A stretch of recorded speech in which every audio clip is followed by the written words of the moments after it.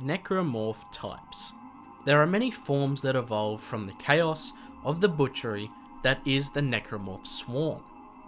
There are generally two main kinds though, those that kill the flesh and those that infect the flesh. Both are just as important to one another to spreading the Necromorph contagion. The specific type and variant of Necromorph that emerges is linked to a few factors.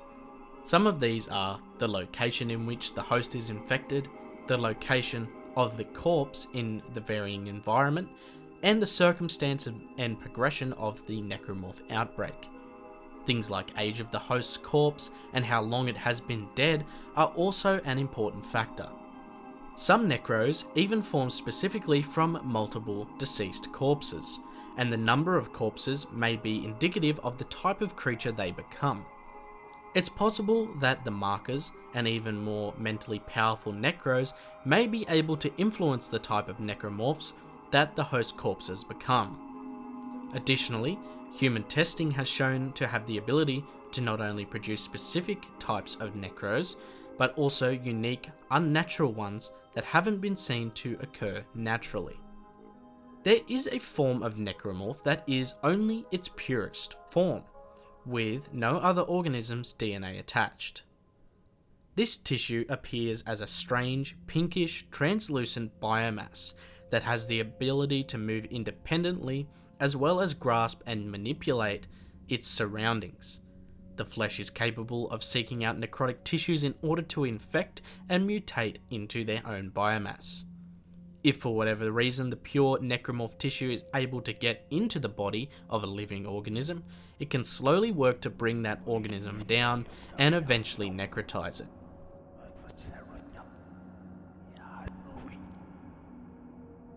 The slasher is the most common form of necromorph. They are what I would call the default version of the initial necromorph outbreak. These necromorphs possess large boned blades that form from their bodies and give them their name. They tend to attack their victims utilizing a large set of dome-bladed forearms that can sometimes be dominant to the two smaller arms that are used to lock onto a victim and hold them in place for the necromorph to make a fatality. These appendages also allow the creature to move faster and traverse more difficult and vertical landscapes and environments.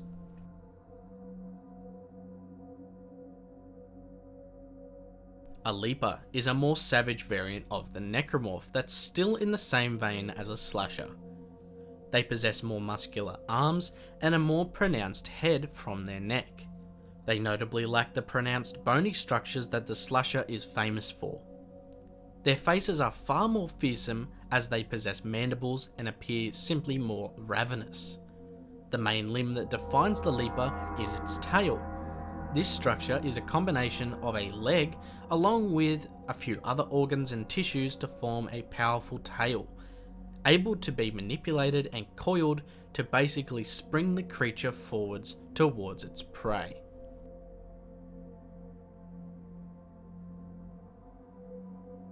The lurker is the result of children or infants being converted into necromorphs. These creatures heavily mutate their victims into nothing more than a muscular mass that now possesses tentacled limbs extending from their stomach region and act as a primary mode of locomotion. Lurkers attack with a trio of lashing and slashing tentacles that extend from their backs and have the ability to fire barbed projectiles at their victims.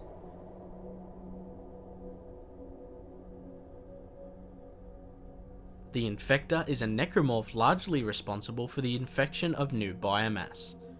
They are always on the hunt for new flesh and biological material to convert and bring into the fold. They appear as a twisted, distorted monstrosity, possessing large insect-like feelers that help them traverse the location of potential biomass, and then a prominent stinger that is constructed from a fusion of bone, flesh, and spinal tissue. They use this construction in a combination with wing-like flaps that grow from their bodies to envelop their prey, before using this stinger to directly pierce into the victim's brain or vital area of the host. During this time, they deposit a mutagenic liquid that is capable of rapidly turning a host corpse or even a living corpse into a necro.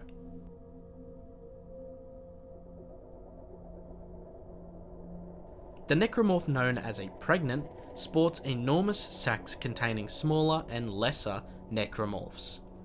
Similar to the slasher counterparts, they possess large boned protrusions similar to scythes. The pregnant, if under heavy threat or near death, will act to even the odds a little. In these situations, the pregnant can choose to rip open its sacs and release the necros within. These necros are generally slower, less agile, and aren't as dangerous by themselves, but contain a deadly surprise to unsuspecting victims.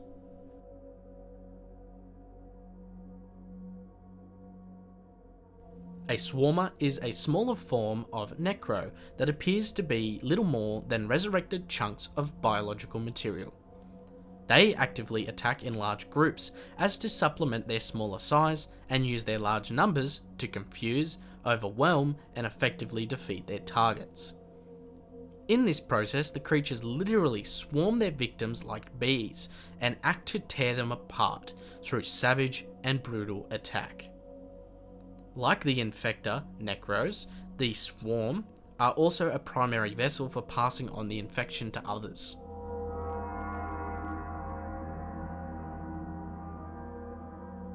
A brute is one of the larger variants of necromorphs created from more than one corpse. They can be anywhere from a couple to a couple dozen corpses comprising their form, and this fact gives them incredible size, strength, and versatility. Having such mass means that they are much more reinforced in their exterior. On top of simply possessing a dense outer layer of flesh, the brute also possesses spiked protrusions in addition to their armor plating, which act both as a defensive and offensive weapon. In addition, they can also fire organic projectiles out of holes in their stomachs, if they feel death is close by.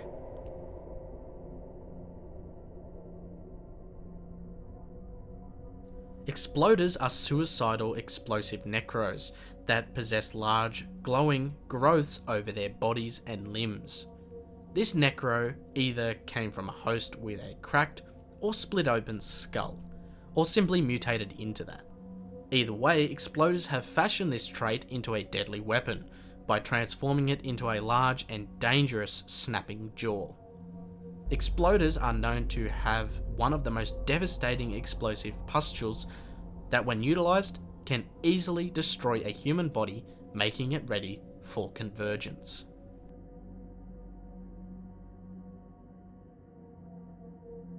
A divider is a slender and tall necro. Notably terrifying in my opinion, a divider is able to split apart into smaller necros. They usually do this when their body has sustained considerable damage and make a last attempt at overwhelming their attackers.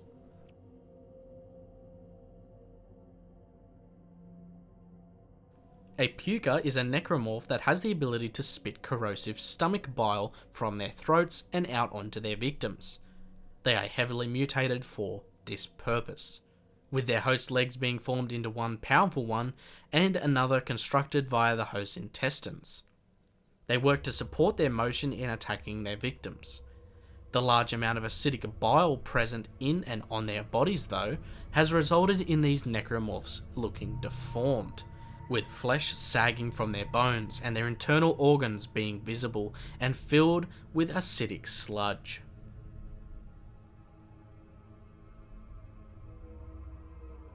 Not to be confused with the fighting machines. These necromorphs are comprised of multiple corpses and are known as the tripods. They are comprised of multiple corpses and make up a three-legged beast capable of tremendous brute strength attacks due to their physical stature. They can also attack via use of a bladed tentacle-like tongue they use to slice and dice their victims. Whilst their long limbs make them stronger and faster than most, they are also a vulnerability and leave them open to attack in these locations, likely resulting in massive damage to the creature if severed.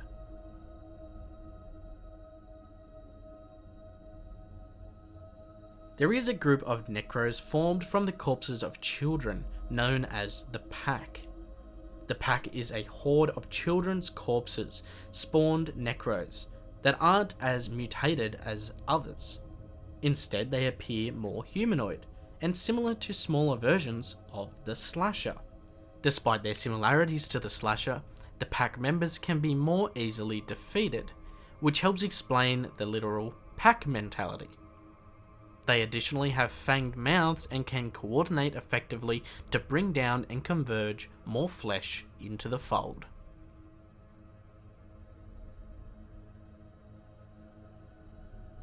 Stalkers are an interesting form of necromorph.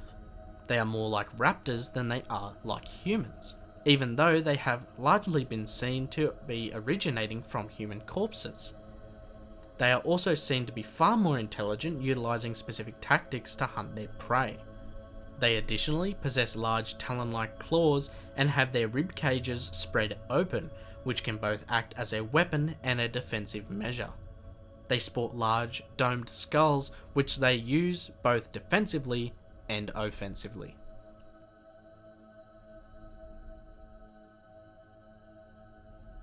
A crawler has origins in common with necros like the Pack, or more so lurkers, which both result from infant or children corpses, or pretty much just corpses that are young.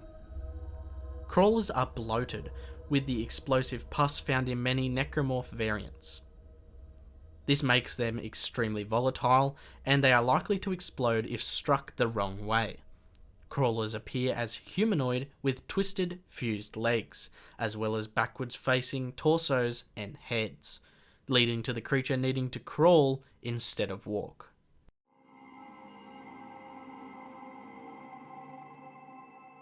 The feeder is another interesting type of necro.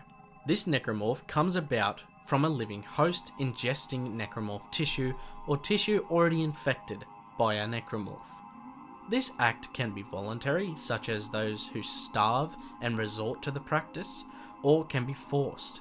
When it is forced, it is likely a result of the markers influencing those organisms' minds. However, cult activities and scientific testing is also a possible reason why this would occur. After ingesting necromorph tissue, the host time is limited before the tissue will make its kill and begin to transform the host into a feeder. Feeders are savage and slender, appearing like emaciated humans. Whilst they aren't the most powerful enemy, being quite weak, they are rabid and pose a greater threat in numbers.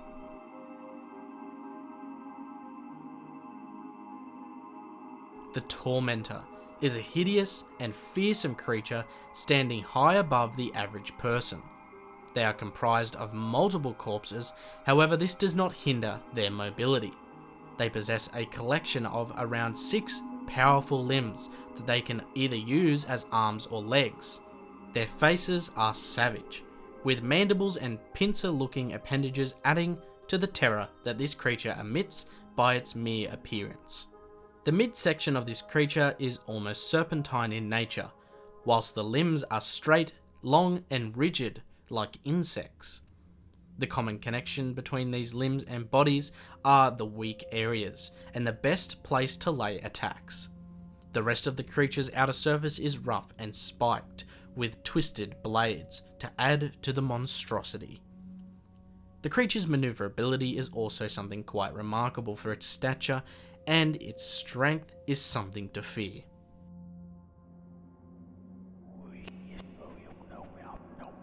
The UBERMORPH is unique, notably due to the fact that it has no human traits in its design. Whilst not possessing human traits, it can still be constructed from one, but seems to be a more purest state of the creature's appearance, whilst the human traits in many necromorphs are simply advantageous leftovers from their human corpses. Its body is notably similar to that of a slasher, possessing large bony protrusions shaped into bladed weapons. While it is devoid of human features, it is still bipedal. Its face is packed with 5 sensory organs and sharp bony appendages. The UBERMORPH is able to regenerate from substantial amounts of damage, and can inflict serious damage itself with a combination of its enhanced strength and physical abilities over the single corpse necromorphs.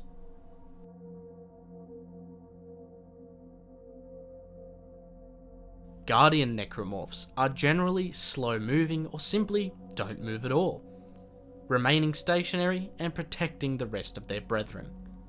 There is a few different subcategories of Guardian Necros, which I will go through now. The Corruption Entity is one of these guardians and is immobile. They are like brutes in the fact that they are comprised of multiple and numerous corpses, however are much larger and actually one of the largest single necromorphs that exist. They start with the appearance of their host, but as they accumulate more mass and mutate further towards their pure necromorph state, they begin to lose a great deal of their host's physical traits. Like the pregnant, they begin to produce large sacs around their bodies, in addition to holes towards the top of their bodies. From these holes grow appendages, powerful enough to grapple to surfaces and act to keep the corruption entity in place as they lose the ability to mobilize. They defend themselves in a couple of ways. One is by using slasher-like bony appendages that protrude from their form to attack incoming hostiles and victims, whilst the second is the ability to produce and spew forth embryonic-like necromorphs called pods or cysts. These smaller necros can burst into a small explosion that is relatively low yield. However, when the creatures gather into a group or swarm, like the necromorphs of the same name, they can become deadly, as in numbers they will prevail. The corruption entity is also able to take in certain atmospheric gases, notably oxygen, and convert it into a toxic gas, both to kill any other potential host organisms and to help bolster other necromorphs' abilities to adapt to their environments that they are in at any time.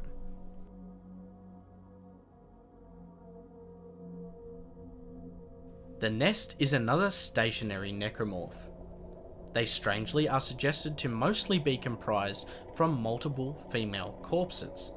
They have swollen appendages that protrude from their mass and keep them stable, assisted by a hulking bulk of flesh at their base. Nests, when resting, choose to retract into their central mass, which is incredibly dense and hard to penetrate.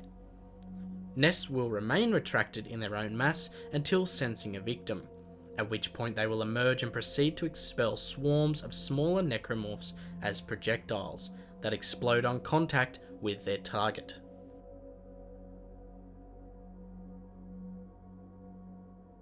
Another Guardian variant is the WHEEZER.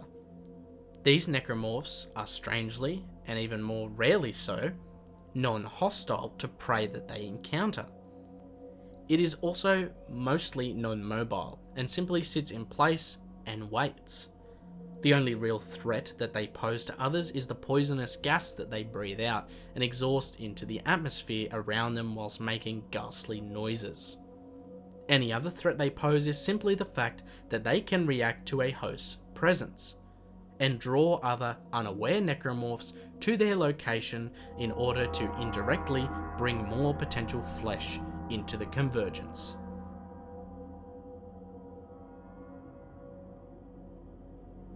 Another Guardian class is what is known as the SLUG. The necromorph is very large and mostly immobile, with 5 powerful tentacles protruding from its form. It is extremely difficult to deal with in terms of light firearms and requires high power artillery to even make a noticeable dent, likely attributed to the amount of corpses this creature is composed of.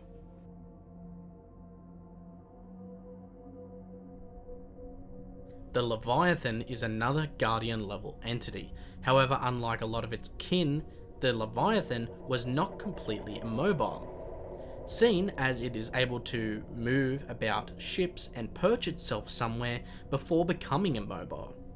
The Leviathan grows to a massive size and comes packing a number of fleshy, large tentacles that it uses to defeat its prey. It possesses one large gaping mouth and hideous bulbous orbs towards its central mass. The creature is additionally able to spawn forth organic bombs that are deadly to hostiles. Much like corruption entities, they are able to convert the air of their environment to a toxic mess.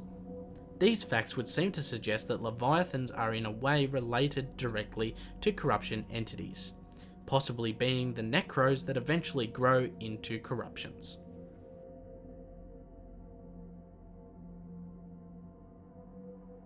Possibly one of the largest, if not then fearsome creatures in the necromorph types is the hive mind necromorph. The Guardian is simply massive, and nears itself at times the scales of whole land masses. Obviously, in its mature state, the creature is not able to move, and is kept stationary by its immense size. However, before the creature comes to rest, the beast possesses an elongated lower section, itself containing a number of powerful legs. On top of this sits the main worm-like body mass, that contains a number of both tentacles and more rigid-like limb appendages that are barbed and very dangerous. It possesses pustule sacs of great size. The hive mind is able to spit out acidic projectiles, sourcing these from the sacs on their bodies.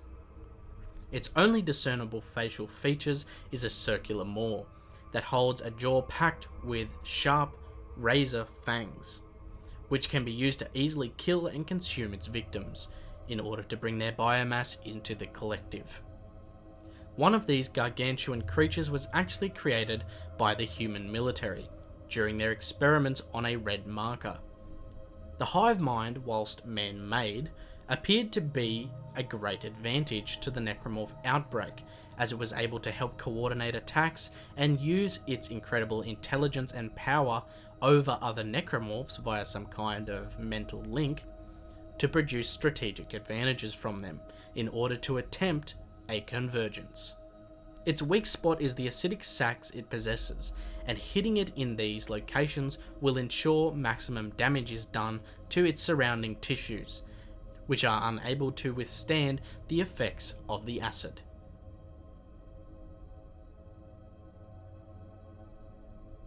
Now, as we come to the final Necro variant, we move away from the Guardian class, as this creature is something all its own.